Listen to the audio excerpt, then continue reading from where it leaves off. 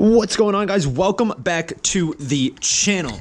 So in this video, I'm gonna go over the 8 things, this is 5 plus 3, the 8 things that you need to do in order to put your car into storage. So as you guys can see here, based off of my backyard, we got some winter going on here in Michigan. So unfortunately, the Vet cannot be driven in winter.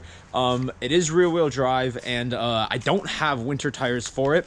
I did pull it up onto like this section of my driveway out from my garage, and like I couldn't even get it from here to here. There was a little bit more snow on the ground, but like this was all covered with snow, but like I could barely get it out of the garage and like over this little hump and then back up here without sliding all over the place. So the Vet's probably not going to be ever driven in the winter. However, that does not mean that we can't get a car that is driven in the winter, like a fun one, not the Focus, like a fun one. So without further ado, these are the 8 things that you need to do in order to put your car into storage. Some of these we are going to do right now, some of these already have been done, but I'll go over all these in this video. Starting off with number 1, it's going to be cleaning. I would really recommend cleaning your car before you put it into a long storage. You really don't want like a bunch of dirt, crap, and salt and anything else sitting on your car or paint for that long.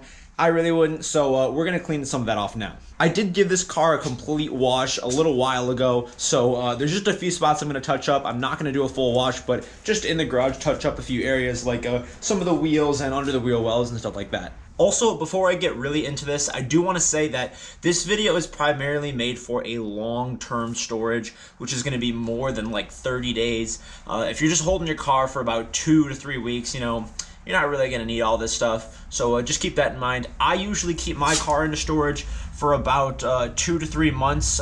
Michigan here, for those of you who are Midwesterners, you know, it can be really spotty and you have no idea, you know, what's going on with our winter. Usually my car's in storage about December, January, February, and then maybe some of March. So like 3 months, maybe 4, but you know, you really never know in Michigan.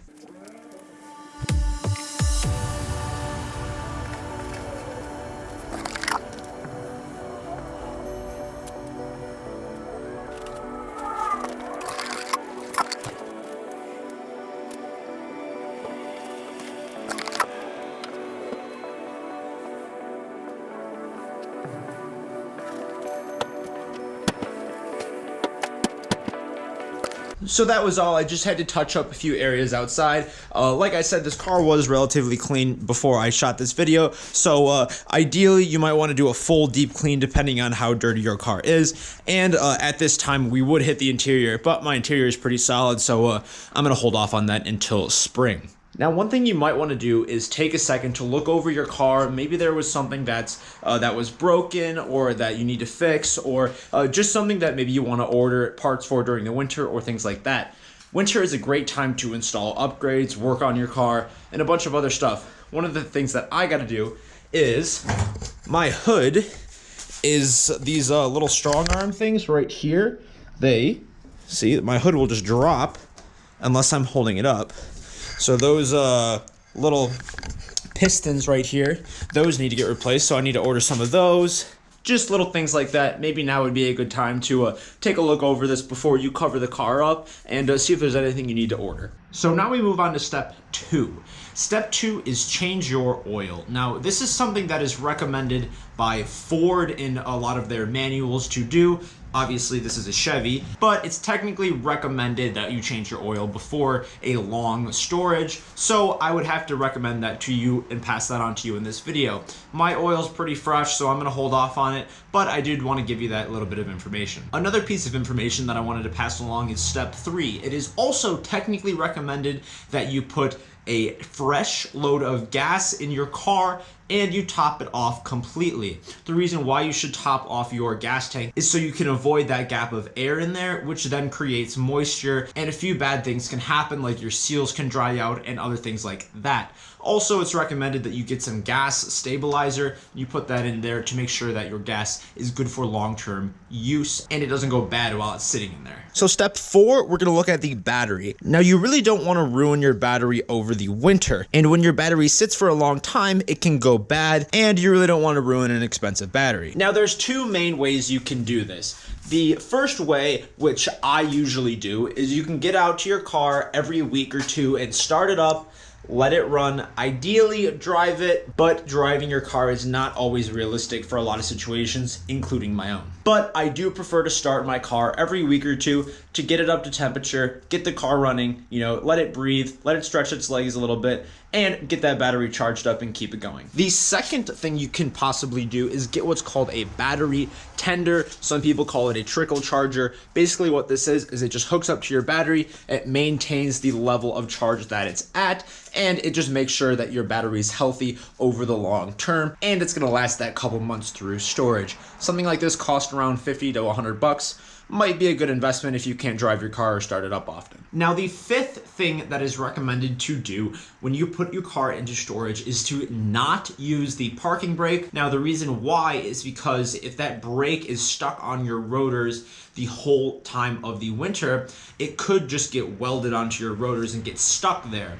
I used to work at a car dealership, and we had some cars that we called police auction cars. What these cars are is they basically, if a car got in a crash or maybe it was left abandoned or something like that, they would come to our lot, and then every couple months we would have an auction that was from the police department. We would auction off all the cars that they somehow acquired, and those were just the junk trash cars, and that would happen to all those cars because we would always leave the brakes on and they would get stuck. So sometimes you'd have to yank the cars out with a tow truck or something like that just to get them unstuck. Now, I wouldn't expect your car to have such a severe situation, but what a lot of people will do is they'll put maybe wood blocks underneath to make sure the car doesn't roll back and forth while it's in neutral, or you can purchase some dollies to make sure that you can be able to move the car around and leave it in neutral. Whatever you want to do to make sure that that parking brake is not on there and clamped on your rotors the whole winter, might be a good idea to look at that. So number 6 on this list, we're going to talk about tires. The first thing I would recommend doing is making sure that your tires are up to temperature.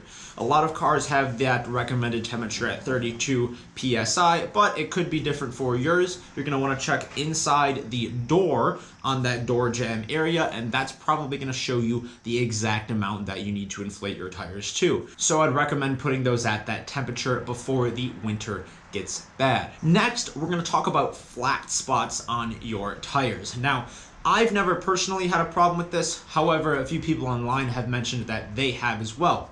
And this becomes more relevant when you have performance tires on because they're a lot softer, so they can lose their shape a little bit easier. Flat spots happen when your car is just sitting in that one spot on the tire, and then the tire becomes flat. There's a few ways that you can get this to not become such a big of an issue. Some people may put little bits of carpet underneath each one of their tires so that there's a softer landing for your tires to be on, and so that your car is not just sitting on the flat, cold concrete. Another thing you can do is what we mentioned earlier are those car dollies. I like those car dollies. I don't personally own them, but some of my friends do, and we've used them a lot if we're moving their cars around in the garage or something like that. So I would recommend at least taking a look at those online. So at this point in the video, we're gonna put the car cover on my car. I just purchased a cheap secondhand car cover. I actually went to this garage that was going out of business, and I got a lot of cool stuff. And I found this one there. I only got it for $10, so I figured, what the heck, I'd rather pay $10 for a car cover than a $250 Corvette car cover. I figured this would do the trick just fine. I was actually able to get a lot of other cool stuff there. They had like old parts signs, little Corvette, like those metal signs like that, tin, or I'm not sure what they were, but some cool stuff like that. So if you do ever see like a yard sale or like some sort of sale from a shop going out of business, I'd recommend checking it out.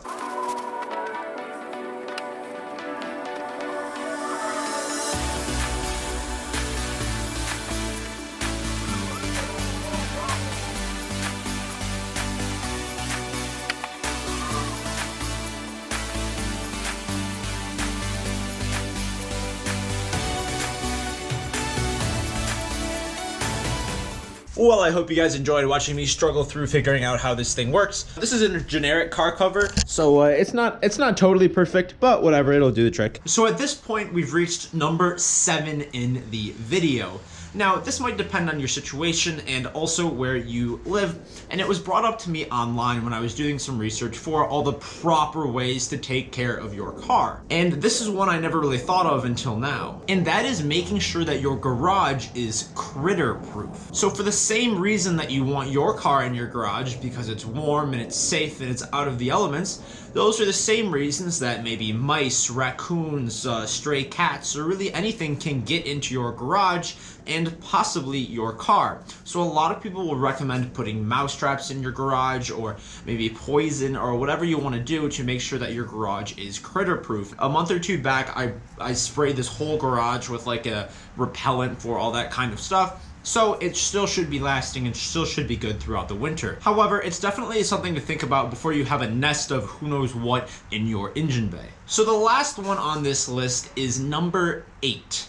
Now, this is my favorite one because it saves you lots of money, and that is insurance. Now, full disclosure, I don't know a whole lot about insurance, okay? And this is just my personal opinion. I'm no agent or anything else. This is just my experience. So right now for this Corvette, it costs anywhere between $100 to $150 a month to insure. I don't remember exactly. It's probably somewhere in the middle at about $125. But I put on this thing through AAA insurance called storage insurance. So basically what that means is that I'm not driving the car and it's not insured to drive. However, if the car gets stolen, if the garage catches on fire, or if a tree falls on it, it's pretty much going to be covered. And that saves me a ton of money. I think my payment for insurance is only like 20 bucks a month, which is a lot better than 150 bucks a month. So I would highly, highly, highly recommend putting it on storage insurance. However, I do want to say be careful, because I want you to make sure that you put it back on when you take the car back out. You don't want to get in an accident when you're not supposed to be driving the car on the road.